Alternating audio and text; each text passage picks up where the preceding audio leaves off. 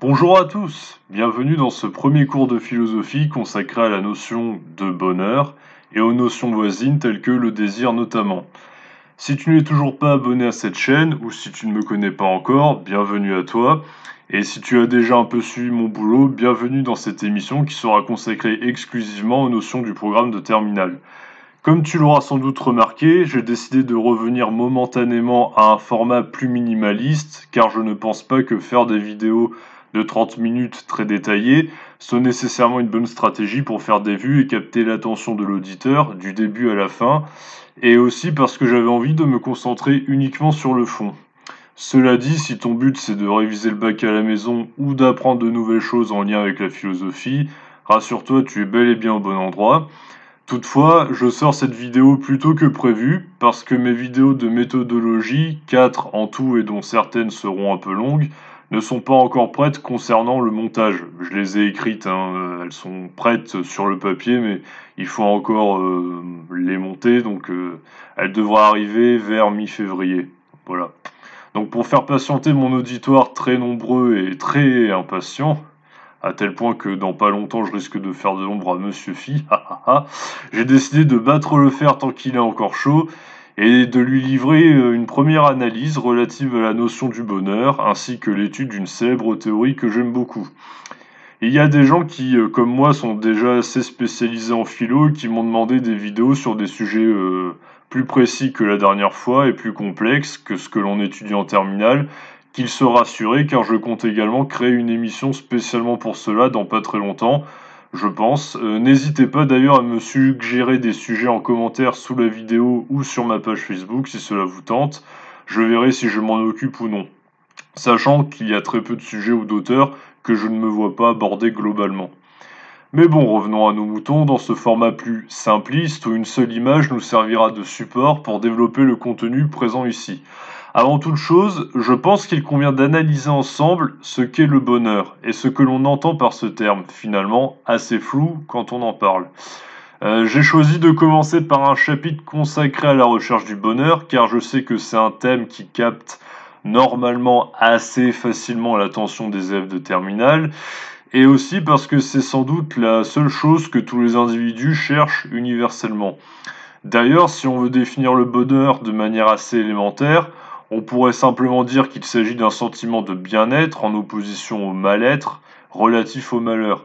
Toutefois, le bonheur étant une denrée rare et réputée pour son caractère précaire ou difficile à obtenir, si on fait un peu d'étymologie, on constate curieusement que ce mot vient du latin augurium, renvoyant à la bonne augure, ou encore à la bonne heure précisément. Il serait donc compris dans la formation même du mot bonheur de n'être qu'une satisfaction momentanée, valable sur une très courte période, tout en étant liée à une certaine chance, à tel point que nous en prendrions même conscience de façon rétrospective. Mais cette considération que certains jugeront rapidement pessimiste, entre guillemets, ou réaliste pour les plus endurcis, ne doit pas nous faire perdre de vue la possibilité d'une définition du bonheur comme un sentiment moins intense, mais plus long en termes de durée. Vous l'aurez compris, c'est la distinction entre jouissance et tranquillité, ou ce que les stoïciens et les épicuriens appelaient l'absence de trouble de l'âme, que nous on appelle le plus souvent tranquillité, qui va constituer un couple de concepts que je vais remobiliser tout au long de mon analyse de cette notion. Si on définit le bonheur comme jouissance, alors on part du principe qu'il est entièrement assimilable au plaisir, et donc que le bonheur se définit de manière cumulative ou quantitative, et pas simplement qualitative. La somme des plaisirs que je vais accumuler dans mon existence va déterminer mon degré de bonheur, si vous voulez. On va privilégier la répétition et l'intensité sur la durée. Et oui, pour les petits coquins qui m'écoutent et qui ont l'esprit mal placé, un orgasme, c'est typiquement ce genre de plaisir-là, c'est court, c'est intense, et c'est potentiellement addictif puisqu'on en redemande, à moins d'être frigide. Bon bref, ne nous égarons pas. De l'autre côté, si je définis le bonheur comme une simple tranquillité, ça va plus être la qualité, et ici la durée du plaisir, qui va compter.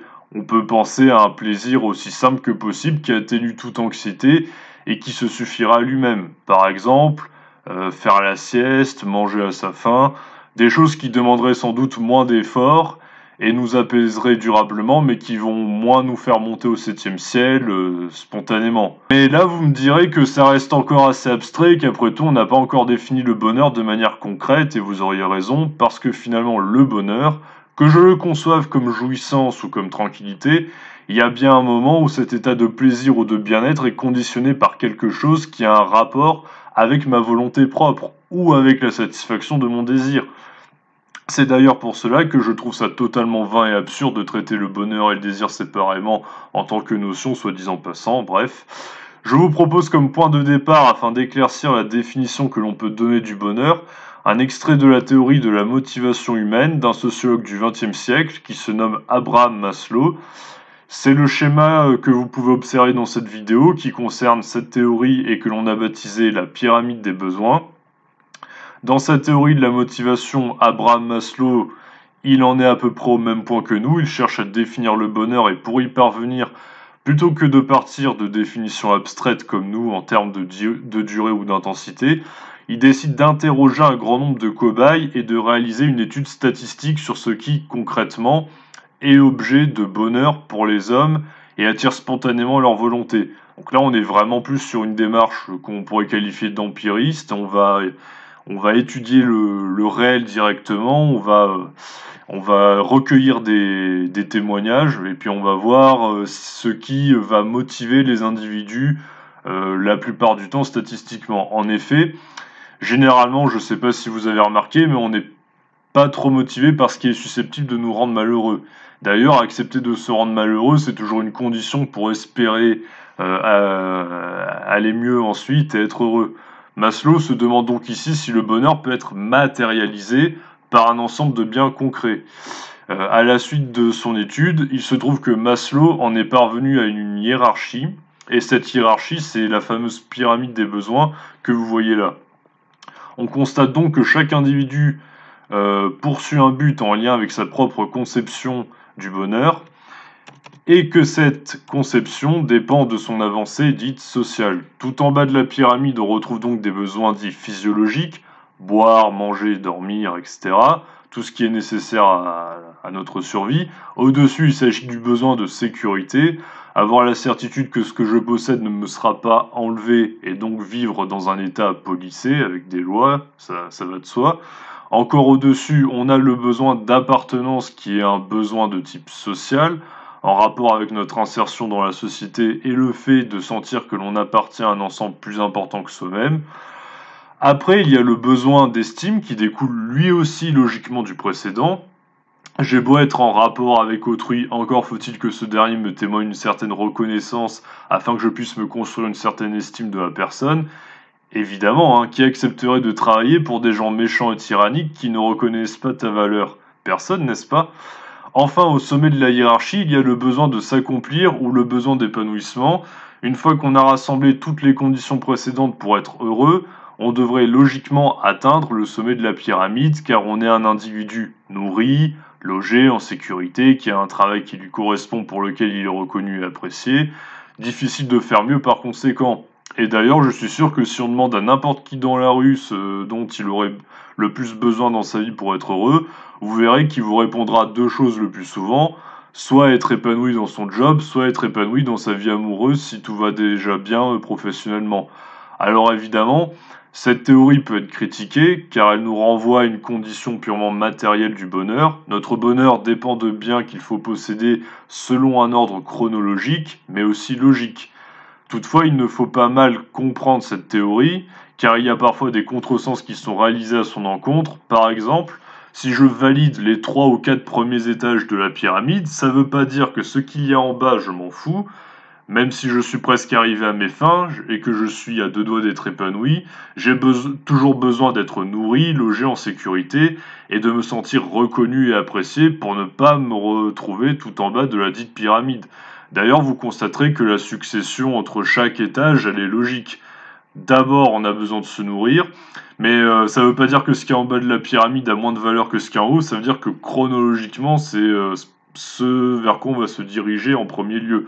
Avant même de vouloir être épanoui ou de me sentir reconnu, Évidemment, j'ai besoin de me nourrir et d'avoir un logement, etc. Donc chaque besoin doit être assouvi en permanence pour être heureux, évidemment. Cette théorie pose un problème, et c'est un problème de taille, c'est que si le bonheur dépend toujours de l'obtention d'un bien précis, en lien avec notre situation sociale et matérielle, alors on prive nécessairement les gens pauvres ou qui ne réussissent pas entre guillemets dans la société du droit d'être heureux. Par exemple, on peut imaginer que le SDF qui est tout en bas de la pyramide et est occupé à satisfaire des besoins purement physiologiques, il est nécessairement malheureux. Cette remarque, c'est une élève qui l'avait faite, formulée de manière un peu plus expéditive, une fois en cours, et je l'avais trouvée intéressante, la remarque, car elle permet de quitter le terrain de la sociologie pour interroger celui de la philosophie précisément. Il peut vivre comme un... Parce que celui qui est en bas de la pyramide, bah, il peut vivre comme un clodo, mais pour certains philosophes, bah, précisément, euh, il peut s'agir d'un ascète. Et l'ascète, donc celui qui pratique l'ascèse, eh bien, il n'a pas besoin de franchir toutes ces étapes-là, précisément. Il peut vivre totalement dans le dénuement, il est capable de se suffire à lui-même du simple fait qu'il soit en vie. Le fait même de vivre peut déjà constituer un plaisir en soi, vous voyez. Donc on peut trouver que c'est un idéal un peu dépassé ou étrange, hein, ce dont je parle là. Hein. Mais je pense que c'est une critique qui mérite d'être soulevée. Ça me fait penser d'ailleurs au fameux Diogène dont vous avez sûrement déjà entendu parler, qui vivait dans un tonneau, hein, le représentant de l'école des cyniques dans l'Antiquité grecque. Bon bah, lui, quand Alexandre le Grand est venu le voir, il n'en avait pas grand-chose à faire. Que celui-ci lui donne tout ce qu'il veut. Non, tout ce qu'il voulait, c'était qu'Alexandre le Grand s'éloigne de son soleil. Bon, bah, vous voyez, c'est un peu la même idée. Donc, par ailleurs, ce que cette théorie nous apprend et que je vous propose que l'on retienne ensemble, parce qu'en philosophie, qu'une théorie puisse être soumise à des contradictions possibles, c'est normal, mais il y a toujours quelque chose à en retenir, et on va en retenir quelque chose afin précisément de faire évoluer notre réflexion pour la prochaine fois. Donc ce qu'il faut retenir, c'est que tout individu poursuit un but relatif à son désir et à sa condition, et on peut donc précisément se demander si en dépit de parvenir à définir le bonheur à partir d'un bien matériel qui serait universalisable, parce que là on voit déjà très précisément que le bonheur on ne peut pas le définir à partir d'un seul bien matériel, quand bien même on essaierait de le définir à partir de critères matériels, on peut précisément le redéfinir comme une fin en soi, comme quelque chose qui motive et stimule chaque individu et donne un sens à sa propre existence. Donc une fin en soi, ça s'opposera à quelque chose qui serait relatif, le bonheur, ça serait justement quelque chose qui nous intéresserait tous et qui motiverait chaque individu. Donc on peut se demander si finalement c'est pas à ça que cette théorie nous amène. Et ça, c'est un point incontestable qu'on peut difficilement enlever à Abraham Maslow. D'ailleurs, on peut se demander par conséquent si le bonheur est quelque chose qui motive et stimule chaque individu et donne un sens à sa propre existence. Est-ce que le bonheur, c'est réellement le but de notre propre existence?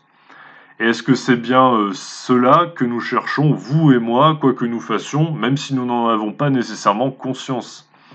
Donc c'est sur ces questions que nous allons réfléchir pour la prochaine fois. J'espère que cette petite vidéo dans un format plus minimaliste vous aura plu.